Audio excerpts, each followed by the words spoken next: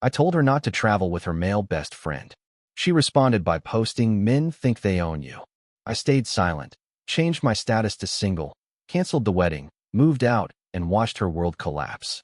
I am Daniel, 34, and I work as an operations analyst for a logistics company. I live just outside Denver.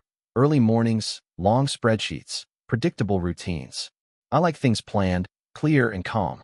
That has always been true, long before this situation. My fiancée is Lauren, 31. We have been together almost 4 years, engaged for 9 months, living together in a rented townhouse. The wedding is scheduled for early fall. Deposits paid. Save the date sent. Families involved. On paper, everything looked settled. Lauren is confident, outspoken, and very aware of how she is perceived. She is great in public, sharp with words, and has a way of framing things so she always sounds like the reasonable one. In private, that confidence often turns into impatience. If something challenges her self-image, she treats it like an attack. She also has a male best friend named Chris, 32. They have known each other since college. He is always present in small but constant ways. Late-night texts, inside jokes I am not part of, stories that start with "you had to be there." I never accused her of anything. I never told her to cut him off. I did what people say you are supposed to do. I trusted her and ignored the discomfort, until she told me they were planning a trip together. She said it casually, while scrolling on her phone, like it was already decided. Just a few days out of state. Just the two of them. She said it was nothing serious and asked why I was quiet. I told her I was not okay with it. Calmly, clearly, I said traveling alone with another man while we were engaged crossed a boundary for me. I did not yell. I did not accuse. I just said no. She did not argue right away. She smiled, shrugged, and said we would talk later. That night, she locked herself in the bedroom. The next morning, my phone started lighting up. That is when I saw the post. The post was a selfie of Lauren in our kitchen, coffee mug in hand, like she was doing some calm morning reset. The caption said, "Men think they own you when they feel threatened by your freedom." No name. But it was obviously aimed at me because this happened less than 12 hours after I said I was not okay with the trip. The comments filled up fast. Her friends were hyping it up with "you tell them. Proud of you. Do not let a man control you." Chris commented first, of course. A little joke about booking flights and escaping the haters. She pinned his comment. I felt my stomach drop, but not in a dramatic way. More like a quiet realization that she had already chosen the arena. Not our living room. Not an actual conversation. The internet. When she came out of the bedroom, she acted like nothing was wrong. She asked if I was making breakfast. Then she looked at my face and said, "What? Are you mad?" Like I was supposed to apologize for having a reaction. I said I saw the post. She shrugged and said it was not about me unless I made it about me. That was her favorite move. Say something aimed at me, then pretend I am paranoid for noticing. I told her it was not controlling to say I was uncomfortable with my fiancée traveling alone with her male best friend. I said it was a boundary. I said we could talk about options, like changing the plan, inviting others, or going another time. I stayed calm on purpose. Lauren laughed. Not a warm laugh. A dismissive one. She said I was insecure and that marriage was going to be hard if I needed constant reassurance. She said Chris is family and that I should be grateful. She even told me instead of just going. That last part landed like a slap because it was not a mistake. It was a threat disguised as honesty. I asked if she would be okay with me taking a week-long trip with a close female friend, alone. She said that is different. When I asked how, she said because she is not like other people and I should trust her. Then she picked up her phone, started scrolling, and smiled at a new notification. She was enjoying the support. She was letting strangers and Chris validate her while I stood there in the same room. I did not argue more. I did not raise my voice. I just went quiet. And that silence did something to her. She kept glancing at me like she was waiting for me to chase her, to fight, to beg, to give her a scene she could use later. I did none of it. I went to my laptop instead and pulled up our wedding folder. I did not do anything dramatic at first. No announcements. No speeches. I just started reading. Venue contract. Caterer agreement. Photographer timeline. All the things that only one of us had actually kept track of. Lauren liked the aesthetic parts. I handled the structure. That division had always felt practical.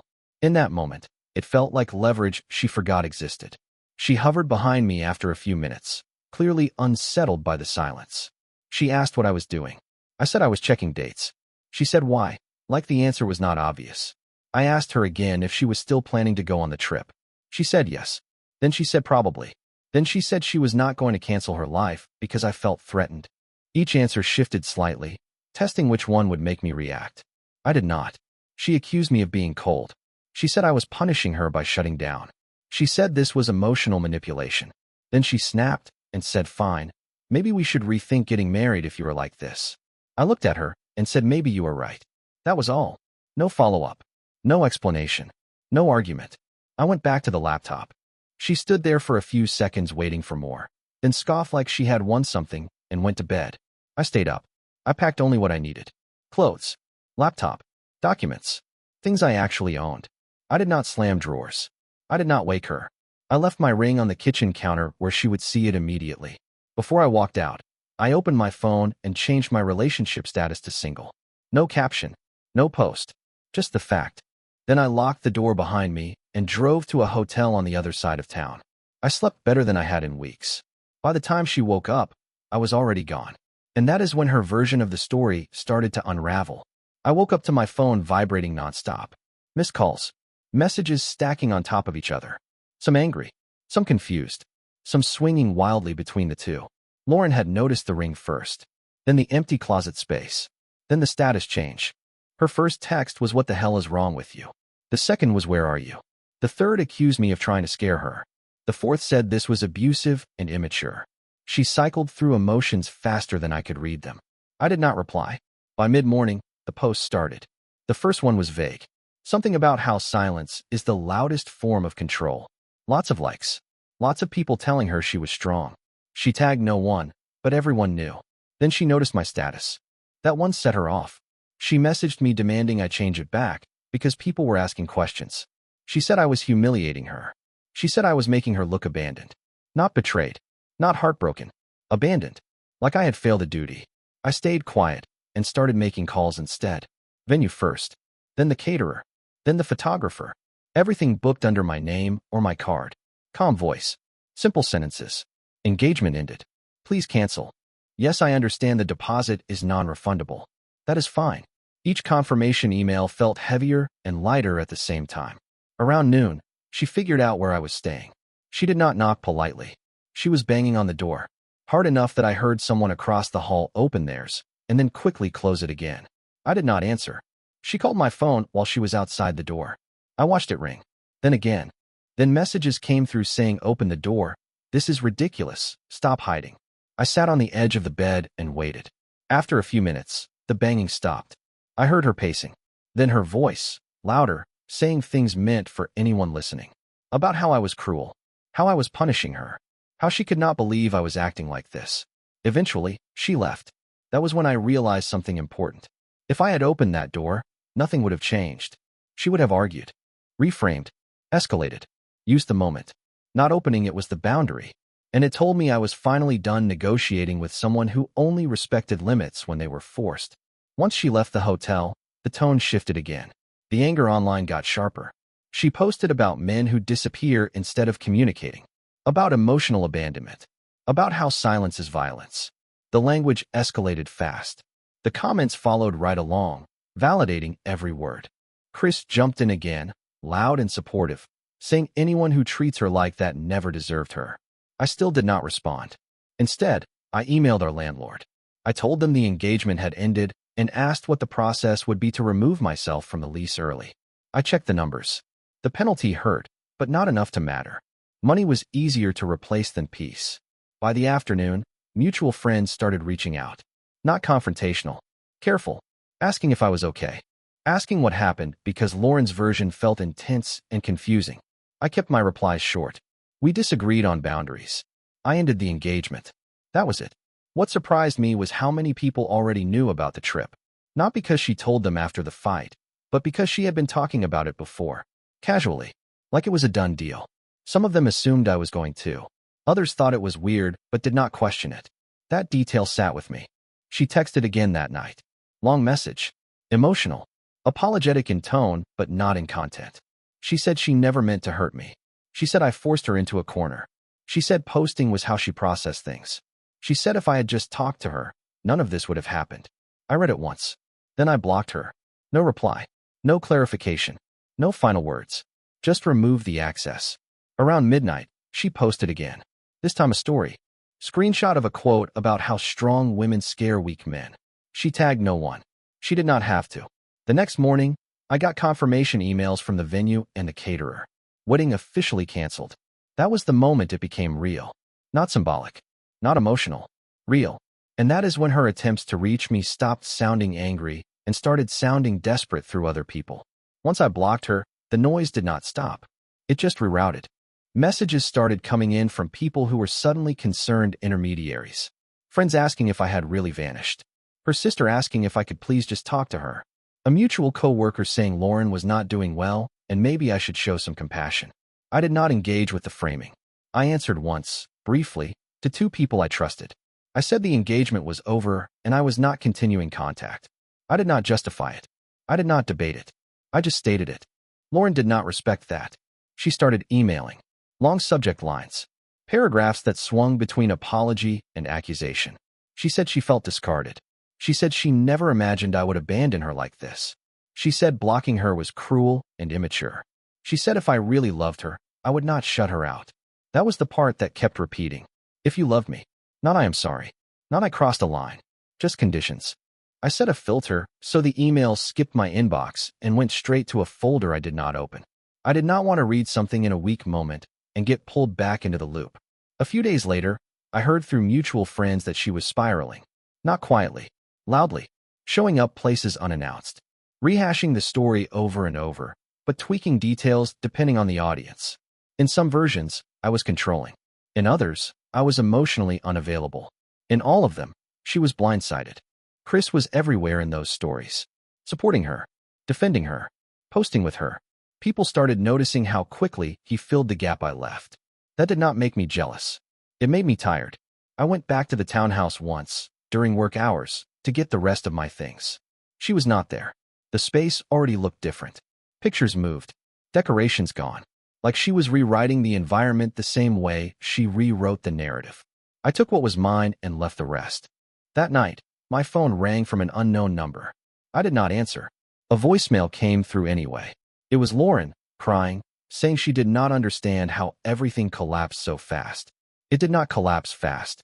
It collapsed the moment she chose an audience over a conversation. By the end of that week, the story stopped being hers alone. People talk, especially when timelines do not line up, especially when someone is posting nonstop while the other person says almost nothing. The contrast started doing work I never asked for. A mutual friend told me Lauren had been telling people I disappeared without warning, that I refused to communicate, that I punished her for being independent. The same friend told me she forgot to mention the trip in most versions, or she reframed it as a girl's trip that somehow turned into something else later. That omission mattered, because other people remembered her talking about traveling with Chris weeks before any fight happened. Casually, excitedly, like it was already approved. When those details surfaced, the tone around her shifted. Not loudly, quietly, side glances, less enthusiastic support. She felt it. Her post slowed down.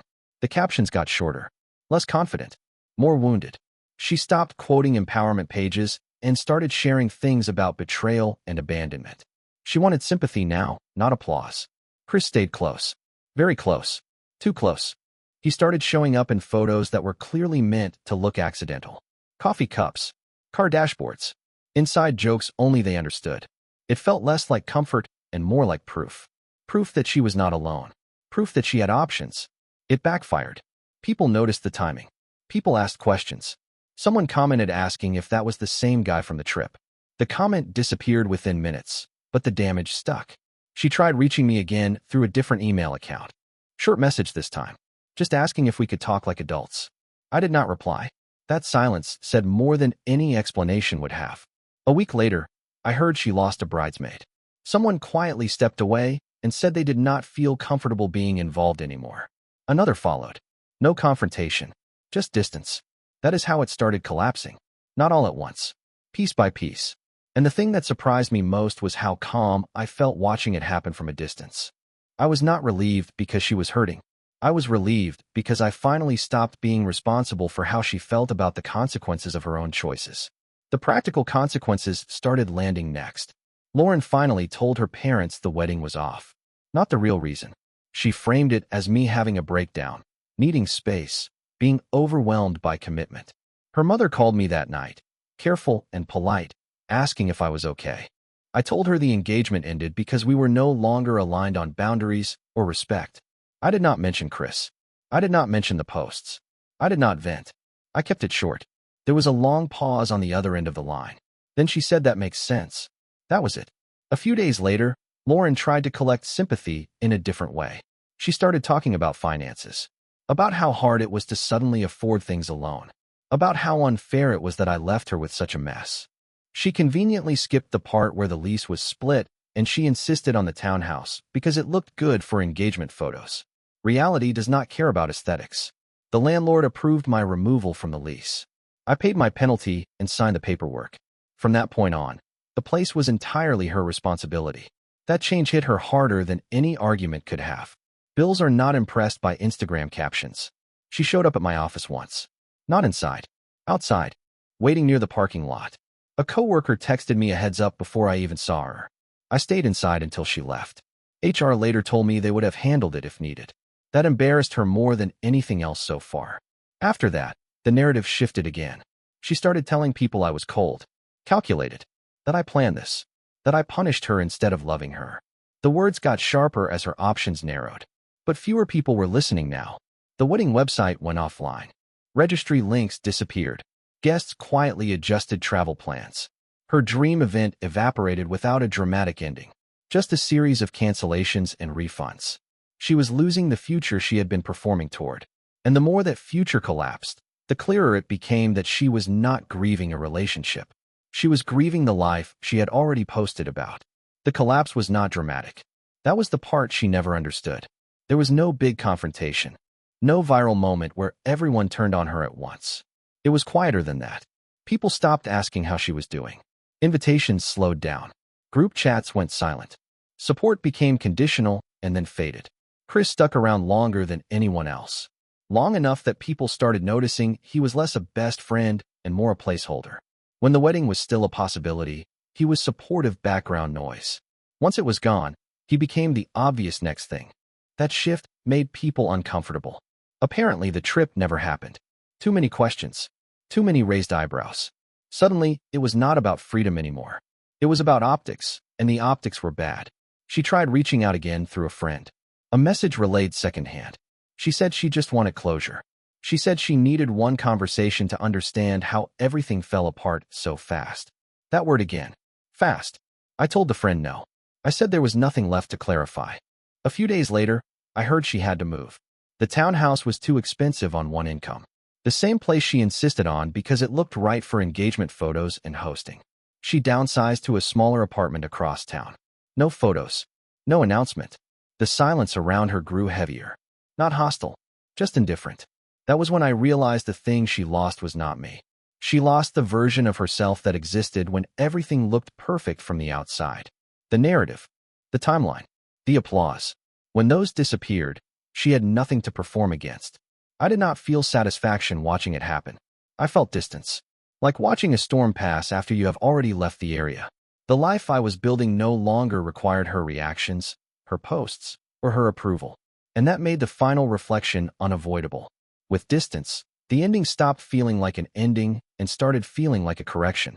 I did not leave because of one post or one trip idea. Those were just the visible parts.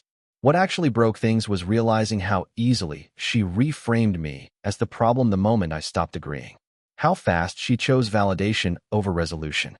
How natural it was for her to turn a boundary into an attack and an audience into a shield. When I stayed silent, changed my status, canceled the wedding, and walked away, she thought I was trying to control the narrative. What she did not understand was that I had stopped participating in it altogether. Watching her world collapse was not satisfying. It was unsettling. Not because she was hurting, but because so much of her identity depended on being seen, supported, and admired. When that disappeared, there was nothing underneath to steady her. I did not win anything. I did not prove anything. I just stopped pretending that love means absorbing disrespect quietly so someone else can feel powerful. If there is advice in this, it is simple and uncomfortable. Pay attention to how someone reacts when you say no calmly.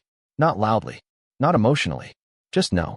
If they mock you, post about you, or recruit strangers to validate them. That is not independence. That is avoidance dressed up as empowerment. Marriage requires restraint, choosing not to cross certain lines because you value what you are protecting. She wanted freedom without friction. I wanted partnership with boundaries. Those things do not coexist. I am no longer engaged.